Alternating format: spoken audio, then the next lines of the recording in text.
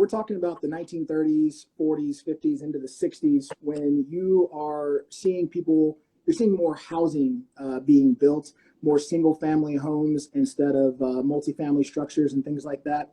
And so you're also seeing what they call Great White Flight. You're seeing people start to leave the cities and start to get into the suburbs. All right. And so what happened was the banks decided, as well as FHA, the Federal Housing Administration, decided that they were going to color code different areas of every city that they were in. And they color coded it under the guise of trying to mitigate risk of people defaulting on loans, and also under the guise of creating social harmony. By that, let me just ask. So you mean like they literally, at least they framed it as like financial and economic risk, correct? Absolutely. Okay. Absolutely. So then when you get into, well, who's at risk? Who do you think is not going to pay, and the FHA is not going to be able to back?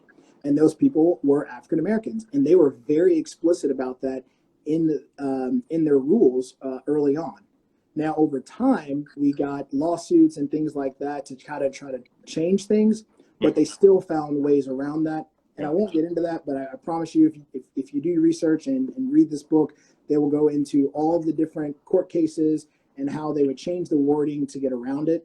But what I really want to focus on here is really the basic idea of redlining and how it's detrimental to society. Yep. All right. So when you have people, these single white families who are moving out of the ghettos, well, not the ghettos, but they were actually nice housing then, moving out of these multifamily houses and moving to the suburbs, they had to get loans. They had to access capital. So they would go to the bank, and the banks would approve them based on their income, the way that everything should happen. If you were a black family or a black person, didn't matter if you were high, middle, low class, you could not get a loan. It was not happening. So once these people left, the houses that they left downtown, real estate agents would buy them up, and they would hike up how much they were worth. And so then black families were allowed to move into these places, but they had to pay an astronomical price. And they could not get loans in order to do that. The only way for them to do that was through a contract. All right. And contracts were absolutely awful. I'm talking, you have to pay it just like a rent, or you have to pay it just like your mortgage. Sorry, not your rent. You pay it like your mortgage, monthly. But if you miss one payment, you're evicted and you lose all of the money that you've given in. So basically, you're setting them up to fail, essentially. Oh, absolutely. Yeah. And as soon as they missed a payment, they evicted them, put a new family in, and they could have even hiked the price up then if they wanted to. So, even more than that, in order for these families to make these payments, they had to be working all the time. And so then they would also invite other black families to live in their small one household. So now you have multiple families living in a very small dwelling. And they're all working in order so that they can make sure to pay their payments so that they don't lose their house, lose the contract, get evicted. So when you have a lot of people in one house and they're all working because they have to in order to make ends meet, you have a slum. And that's what they call them, slums. They're not able to keep up with everything they need. The houses end up being dilapidated and all of this. And so real estate agents, the FHA, the government, they use this as a tactic to scare white people.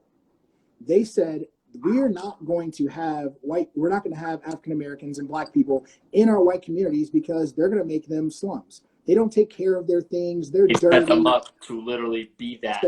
Absolutely. Reinforcing the systems of what were already there. They went so far as to scare white people because even when they moved to their suburbs, they would then pay some black people to come from the city to walk around the neighborhoods and to scare them into thinking, oh my gosh, they're going to start moving into our neighborhood. I need to go elsewhere. And they called this block busting.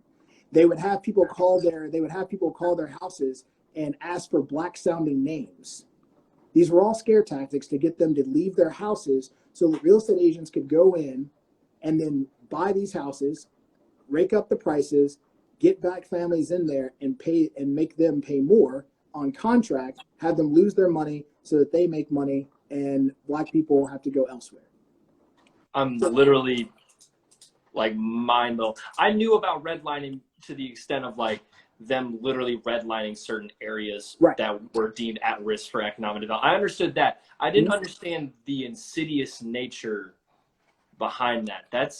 It's terrible. I hate to use the word fascinating. It's fascinating in historical sense, but it's terrible that they would go to those lengths instead of just like letting people live where they could live, you know, like that just seems like that's wild. Anyway, continue. I'm sorry. I'm wrapping my head around all absolutely. And so what this does when you have people that are now stuck in these ghettos, what this did is when you have low income and you have places that are starved of resources, you're going to hear me talk about this a lot tonight. When you starve a place of resources and you have a low income area and you have people that feel like they are very desperate, you're going to have higher crime rates. Yeah, just and naturally. so when there exactly, and so when there was more crime, these were also tactics that they used to say, well, black people are criminals. Yeah, black people don't take care of their houses. If you bring them into your community, this is what's going to happen. I want to talk about the intentional aspect of what this did, and honestly, it worked so much better than I think the federal government ever could have imagined. And when I talk about the federal government, I'm not making this political. I'm not talking Democrats, Republicans. I'm talking all of them. Yeah. We had multiple Democrats, presidents, and people who were in power and ahead of the FHA over this 30, 40-year period. This is you're talking about from the 1930s to, even today. That's not a political thing, right? Absolutely. It's not. It is a white people thing versus people of color. That is literally what it was. And so the effects of redlining, what it did was it blocked people of color, black people, from accessing capital. And without being able to access capital, you can't buy your own home. The number one way that people in the middle class garner wealth and build wealth is by owning their own home. It's one of the best. It's generally considered one of the best investments that you can make. Yeah. And so they couldn't build wealth. And so you're blocking an entire group of people, an entire generation of people from accessing wealth or accessing capital and building wealth. And then you put barriers for them to even leave the ghetto. And so now that you have these low income areas and the ghettos that they've created and they can't leave, you've got so many people packed into one space. And if you want to talk about it's being drained of resources, they have schools to go to, but their schools are overcrowded because they have too many people in the area. Mm-hmm. And then you've got more crime, and so you want to put police where the crime are, and so where the crime is, and so then you have to over police those areas, and then they're being incarcerated, and then they're being hit with having to go to work at 14 or 15 in order to help pay rent or pay their contracts off and things like that. So they're not getting the full education that they need either. So then this is reciprocating the cycle of low education. And if they aren't getting the education they need and they aren't allowed to even have higher paying jobs, you're also then making them have low paying jobs. And if they're not able to build wealth, we're creating a cycle of poverty at this point. In the same way that we talk about generational wealth, generational poverty has been built in this country and has been directed mostly at people of color. I want to make that clear. Because especially if you're looking today and you want to look at low-income areas, I know that there are white people there. But the difference that we need to make here is that the black people there and the people of color that are there through a lens of racial strife as well as class strife, and white people are there because of class strife. There are white people in low-income areas who have also been hit by the effects of class. All right? And they matter as well. And these communities also need to be educated. And because I really believe that's the only way for us to move forward. Yeah. No, you're right.